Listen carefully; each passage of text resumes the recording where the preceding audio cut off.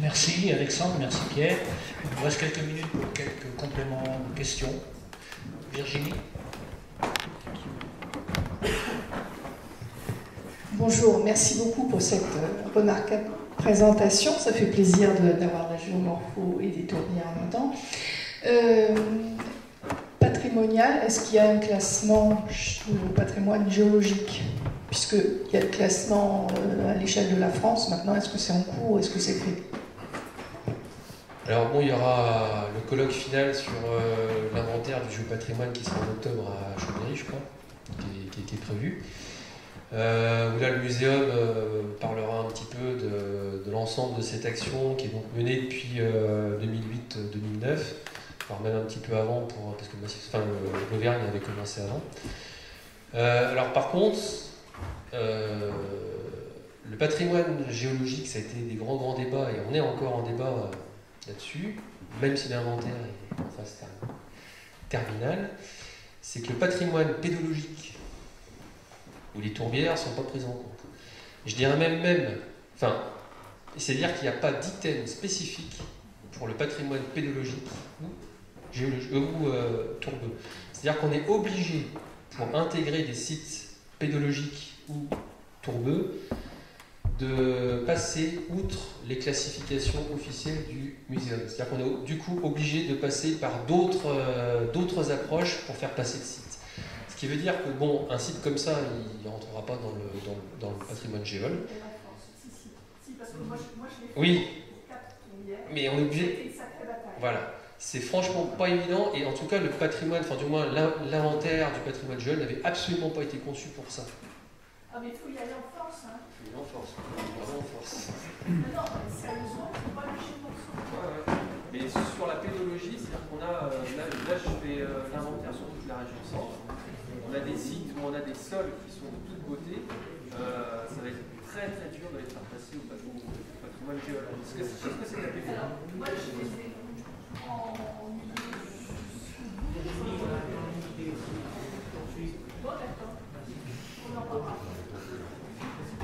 Fabrice Grégoire, groupe d'histoire des zones humides. Je voudrais savoir combien il pleut là, parce que c'est quand même une explication. S'il n'y a pas beaucoup de venue sur le côté, la pluie joue certainement un grand rôle. La question c'est quel est le niveau de pluviosité sur le plateau? Je crois qu'on est à 1400 mm par an. Auquel il faut. Alors c'est 1500 mm en sachant qu'en plus on a une grande partie du temps de mer.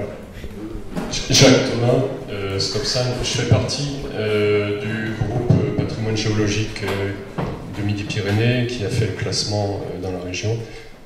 La Vergne-Noire a été prise en compte dans le meilleur niveau. Après au niveau national, je sais. Ouais. Par contre au niveau national. Et au niveau national, je ne sais pas comment c'est arrivé, mais au niveau régional, on l'avait fait passer au meilleur niveau. J'avais une question sur le modèle de fonctionnement de la Vergne-Noire.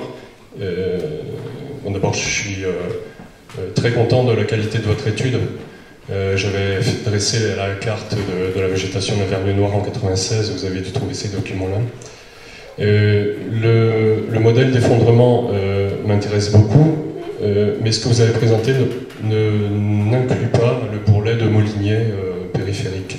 Est-ce que vous avez un modèle qui inclut à la fois la dépression et l'état de la Molinier périphérique?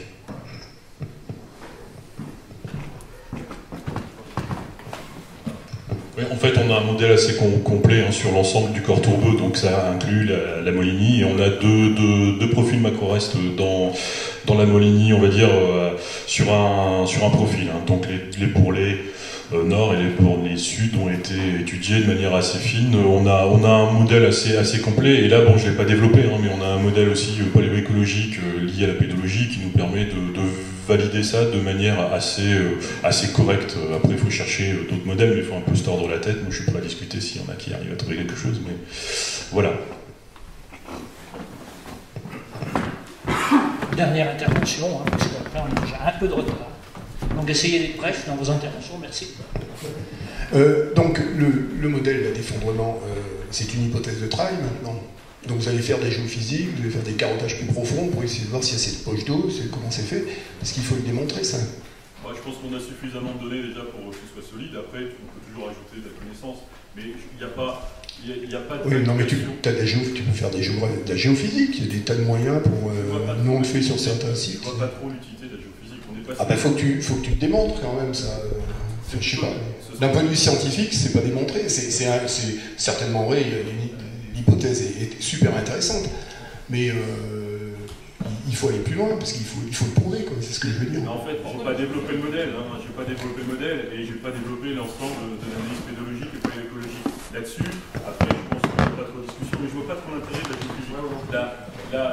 Le problème n'est pas au sein de l'interface entre le socle minéral et le corps tourbeux, puisqu'en plus, entre le socle minéral et le corps tourbeux, on a des sédiments lacustres. La question, elle est plutôt sur la structuration des différentes courbes, avec leur niveau d'origine et leur niveau d'altération aujourd'hui. Et avec ça, on arrive à caler un modèle tout à fait correct. Mais tu seras là vendredi. Je pense qu'après, sur place, on comprend très bien comment ça a pu se passer en voyant les différents sédiments et la répartition spatiale des sédiments. Mais ça n'a pas fait l'objet de la présentation. Merci Pierre, merci Alexandre.